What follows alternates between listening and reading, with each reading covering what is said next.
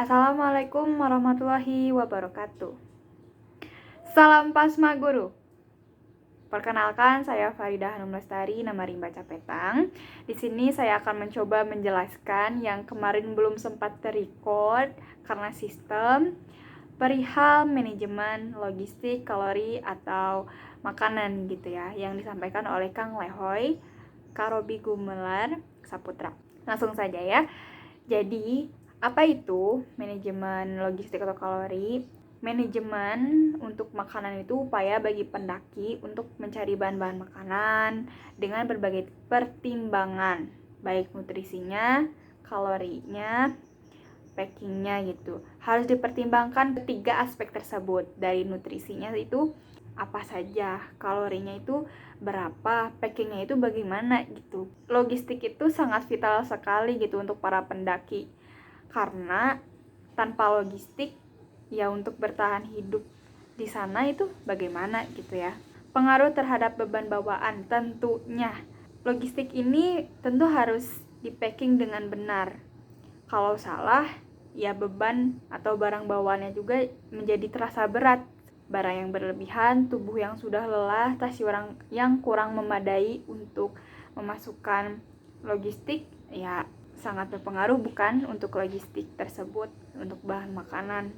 Untuk packing dari suatu makanan tersendiri harus benar. Ada beberapa makanan yang keras, ada yang nyoy, bukan nyoy ya, keras kayak tahu gitu ya. Triknya tersendiri untuk telur misalnya, beras gitu ya, dimasukin ke wadah tempat nasi gitu ya, beras terus digali-gali terus dimasukin lah telurnya, lalu dikubur kayak gitu. Jadi itu mah trik gitu ya. Atau enggak bisa juga memakai tempat telur yang biasa dijual di supermarket seperti itu tuh bisa gitu, karena itu packingnya udah benar dan tidak akan membuat pecah telur tersebut. Selanjutnya, jumlah kalori yang dibutuhkan. Tentu setiap orang itu memiliki ukuran dan berat badan yang berbeda, sehingga kalori yang dibutuhkan setiap orang pun berbeda gitu. Maksudnya ya sederhananya mah semua orang tuh berbeda gitu, untuk porsi makannya ya berbeda gitu. Nah, kenapa berbeda ya? Karena dari secara biologis ya memang berbeda gitu, dari ukuran, berat badan, dan metabolisme setiap individu. Terus untuk itu faktor internalnya ya. Faktor eksternalnya itu lamanya perjalanan itu mempengaruhi gitu. Terus cuaca atau suhu, jenis aktivitas yang telah dilakukan. Nih, perihal cuaca atau suhu, semakin dingin, semakin kalian membutuhkan makanan. Kenapa? Karena makanan itu terbakar habis di dalam tubuh untuk menghangatkan badan gitu. Jadi, ya kalau misalnya katirisan banget, mah ya pasti bakalan lapar banget gitu. Bakalan gampang gampang lapar, karena ya dalam tubuhnya pun bekerja keras gitu untuk menghangatkan badan gitu, tetap hangat gitu, karena di luar cuacanya dingin seperti itu. Terus lamanya perjalanan pun benar-benar mempengaruhi, dan ketika di perjalanan jangan sampai gitu kayak cuma beberapa meter makan dulu, terus minum, terus ya kayak gitu. Jadi usahakan untuk perjalanan pun kita manajemen gitu, dimana kita bisa ngemil dulu atau makanan yang berat gitu ya. Kalau misalnya dalam perjalanan yang ngemil itu biar kuat, biar semangat, itu pakai gula merah teman-teman. Jadi gula merah, lalu coklat kayak gitu itu bisa gitu guys, bikin mood gitu. Terus kayak mengganjal juga, madu kayak gitu, itu untuk perjalanan yang ringan lah, kayak yang mau ngemil gitu, bukan ngemil anu nyesetkeun tenggorokan, apa ya, yang bikin kayak ciki-cikian itu hindari ya, itu micin gitu. Mending atau lebih baik gula merah gitu ya, yang tadi saya sebutkan, madu seperti itu. Selanjutnya, syarat yang harus diperhatikan, komposisi gizi yang memadai, sudah tahu kan, 4 sehat 5 sempurna. Nah, seperti itu. Lalu terlindung dari kerusakan dan tahan lama, siap saji atau tidak perlu masak terlalu lama gitu. Siap saji seperti dendeng, terus makanan-makanan kaleng seperti itu kan siap saji, tinggal dipanasin kayak gitu.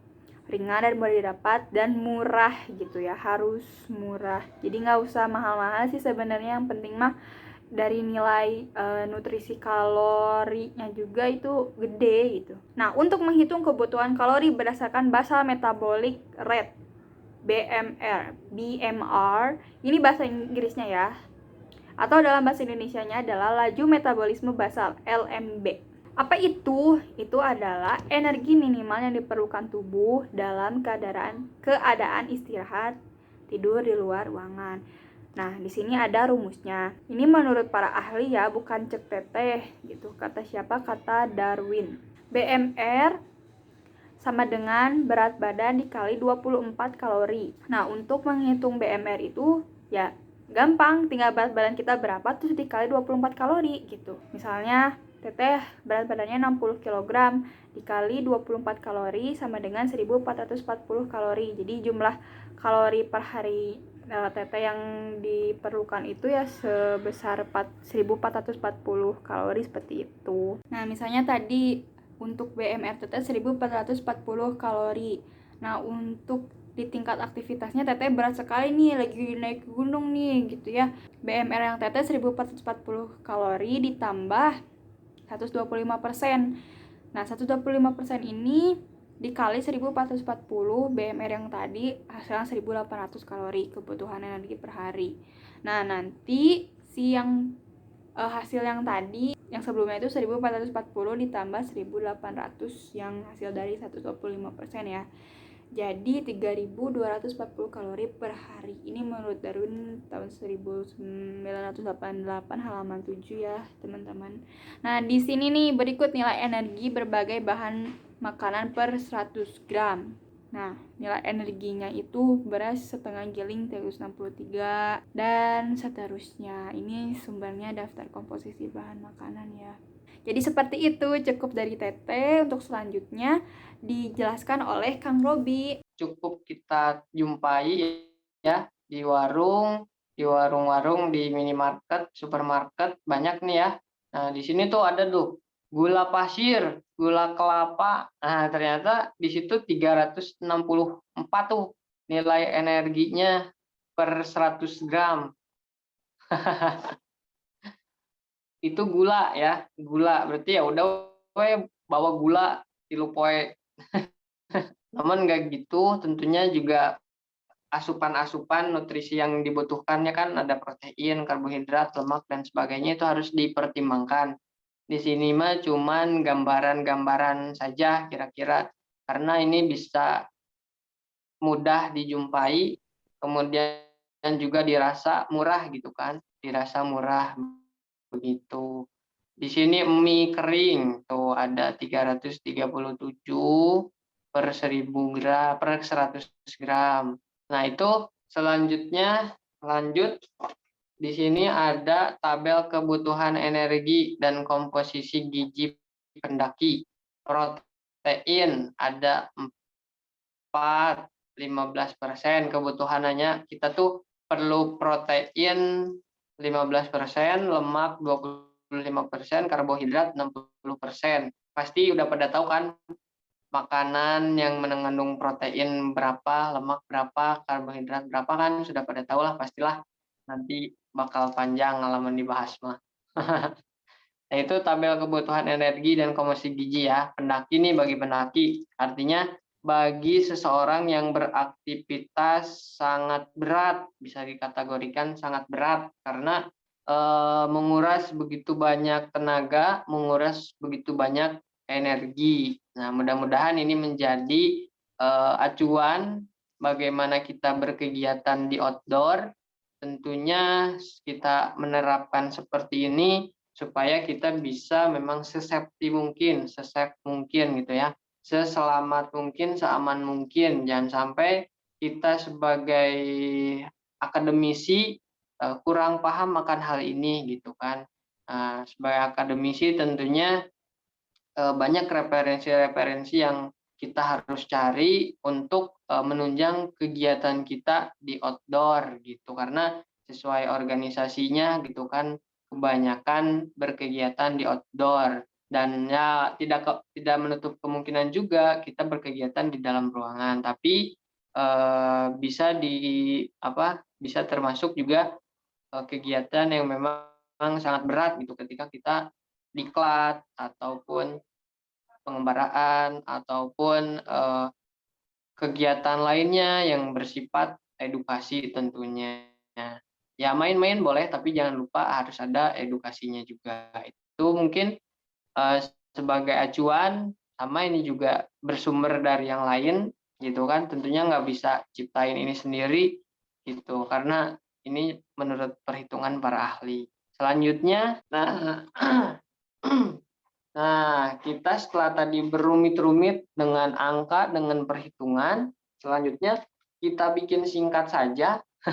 Nah, secara singkat yang biasa kita terapkan di Pas Maha Guru ini biasanya bawa kacang-kacangan, bawa daging-daging kaleng, abon sosis, tahu tempe gitu kan. Nah, ini mudah didapat beserta murah pula begitu kan. Kacang-kacangan olahnya mungkin direndamnya sih yang lama, olahnya mah mungkin singkat, cuman dikasih biasanya jahe, terus gula merah, gula putih bisa untuk sebagai penambah, roti tawar juga di sini mengandung karbohidrat, ikan sarden, kalengan itu biasa kita bawa, abon dan sosis kesukaan kita semua, tahu tempe juga gitu kan. Nah, tadi kan dengan dengan jumlah kalori yang dibutuhkan, juga sesuai dengan syarat yang harus diperhatikan. Ingat tadi syarat, kemudian pengaruh-pengaruhnya tetap kita harus perhatikan. Bawa kacang-kacangan misalkan cocok nggak nih? Oh, roti tawar cocok nggak nih?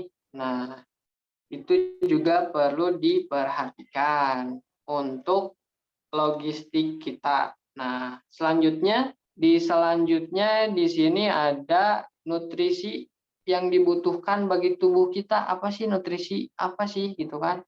Apa saja yang dibutuhkan tubuh kita? Lanjut ke slide selanjutnya. Nah, ada protein, karbohidrat, lemak, vitamin, mineral, dan air. Itu kan.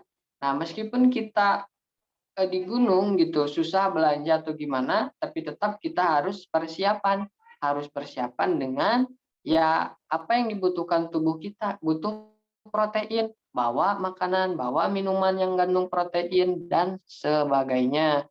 Karbohidrat, lemak, vitamin, mineral, dan air.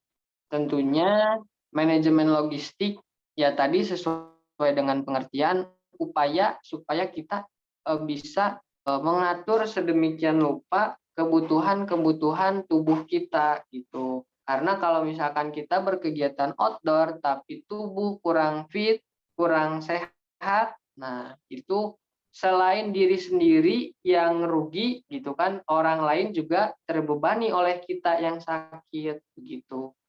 Ya mudah-mudahan kita berupaya supaya hal-hal itu terhindar. Makanya kenapa kita sebelum diklat harus belajar dulu ada materi kelas, harus latihan fisik dulu, harus tahu alat-alat, harus tahu bagaimana pakai alat gitu. Ini itu semua hal-hal yang menunjang kegiatan kita. Begitu kira-kira, sebenarnya bisa saja kita tanpa belajar, tanpa memahami materi-materi tentang dunia outdoor, bisa saja kita langsung dusuk ke hutan. Tapi resikonya sangat tinggi. Berbeda dengan seseorang yang sudah paham, yang sudah mengerti, dan sudah ya bisa-bisa yang sudah punya lisensi gitu kan untuk berkegiatan di outdoor tersebut gitu. Namun semua orang tua pastinya menginginkan anaknya tetap sehat, tetap tersenyum, tetap selamat gitu kan ketika kegiatan di outdoor. Makanya kita belajar dan terus belajar tentang kebutuhan yang menunjang kegiatan di outdoor, materi-materi dan latihan sebagainya. Sekian mungkin dari saya cukup. intinya manajemen logistik ya sesuai dengan pengertian saja, upaya bagi kita semua untuk mencari bahan-bahan dengan berbagai pertimbangan tadi kan. Begitu kira-kira yang dapat disampaikan, kurangnya mohon dimaafkan, dan apabila ada kesalahan kata, materi, atau sumber, mohon juga dikoreksi. Terima kasih atas perhatiannya. Wabillahi taufiq wal hidayah, waridha wal inayah. Wassalamualaikum warahmatullahi wabarakatuh. Waalaikumsalam warahmatullahi wabarakatuh. Terima kasih Kang Robi sudah menyampaikan materinya. Selanjutnya sesi tanya jawab. Boleh jika ada yang mau bertanya, boleh raise hand atau langsung saja Nah, di mute dulu. syukur-syukur nggak ada yang bertanya. Iya, mau ngeles ya Kang Robi. Boleh satu pertanyaan barangkali ya Kang Robi ya? Nah, boleh, maksudnya boleh bertanya, boleh berapapun, tapi boleh dijawab aja ke pengurus nanti disampaikan. Karena kita sama-sama belajar aja. Ada yang lebih tahu, yang lebih paham pasti di sini ada. Oh iya, siap. Ada yang mau bertanya, boleh dipersilahkan. Ini kan apa sih? Kadang kalau kita awalan tuh kita tuh belum bisa memprediksi gitu ya, logistik atau makanan yang kita perlukan gitu ya. Maksudnya tuh ketika ada kesalahan, kita masih lanjut kegiatan, terus, bahan makanan habis contohnya itu kan, bahan makan pokok aja, yang kita bawa tuh habis. Nah, penggantinya tuh yang apa sih, yang sering ditemukan tuh biasanya apa sih Kang di hutan tuh yang bener-bener bisa kita makan gitu Kang? Udah Kang, nuhun. Ya, langsung jawab aja. Moderator, gimana? Iya Kang, langsung saja. Oke, langsung saja. Tadi ya, saya kira itu 2 poin yang sangat penting. Yang pertama, ketika habis logistik, makanan, misalkan, habis nih, tapi kegiatan masih ada 2 hari misalkan. Yang pertama, kita lihat resiko gitu. Ketika memang resikonya bisa diminimalisir sedemikian rupa, kita boleh tetap lanjut. Itu tentunya sesuai keadaan juga sih. Kalau misalkan resikonya terlalu berat, nggak ada yang sanggup ya. Misalkan orang membungah, ngadahar dedaunan gitu kan. Nah, ketika resikonya sangat berat, ya mending kita turun saja, turun gunung, dan mengemas kegiatan dengan ya mengantisipasi di hari lain misalkan, atau dengan persiapan yang sangat bagus. Nah, itu saya kira sesuai kondisi itu. Yang poin kedua tadi ada apa saja sih biasanya yang makanan yang ditemukan di hutan? Ya banyak gitu kan. Tumbuhan-tumbuhan, tapi itu memang tergantung lagi kepada keahlian kita untuk memahami apakah tumbuhan itu bisa dimakan, apakah tumbuhan itu tidak bisa dimakan. Ya, tentunya itu ada di materi survival ya, ada di materi survival tentang cara bertahan hidup gitu. Tapi biasanya sesuai pengalaman sih paling nemunya kalau misalkan lewat perkebunan ya sampai hui gitu kan. Tapi itu kita ambil secukupnya karena itu punya orang biasanya. Adapun ubi liar dan sebagainya misalkan tiba-tiba nemu ubi ya boleh kita santap. Dan biasa yang diolah tuh paling apa ya, jantung sih yang sering diolah mah jantung cau gitu kan. Karena mudah ditemukan kalau misalkan ke daerah-daerah yang dekat perkebunan mah gitu. Jantung, kemudian singkong, terus apalagi ya, kalau dedaunan mah jarang sih, jarang makan dedaunan. Ada sih yang pucuk daun paku itu pernah pas saya kegiatan pernah diolah, tapi harus benar-benar yang bukan beracunnya gitu. Nanti malah bahaya kalau misalkan yang beracunnya. Itu sih paku yang banyak mah, tapi juga harus olahnya yang benar gitu. Semuanya juga harus olah yang benar. Begitu kira-kira. Caangnya teh ini teh udah pernah diklat ya? Sudah, Kang. Nah, udah. Namanya Jungle Course. Oh, Itu iya. itu Bagus lah. depan. Sekarang Itu namanya. nama kegiatan dimodifikasi, tapi tentunya nggak menghilangkan esensinya kan. Ya, betul. Nah, udah mungkin itu aja. Mohon maaf pengurus dan caang-caang. Semoga ini jadi tambah ilmu semuanya, khususnya saya pribadi. Dan ini juga ya menurut perhitungan orang lain gitu. Saya hanya menyampaikan dan mudah-mudahan kita semua berkegiatan di alam, berkegiatan di luar ruangan bisa tetap memperhatikan safety. Itu sih yang pertama. Itu. Kegiatan mah nggak penting lah, yang penting safety-nya. Ya, alhamdulillahirrahmanirrahim, untuk sesi materi kali ini mengenai manajemen makanan telah selesai.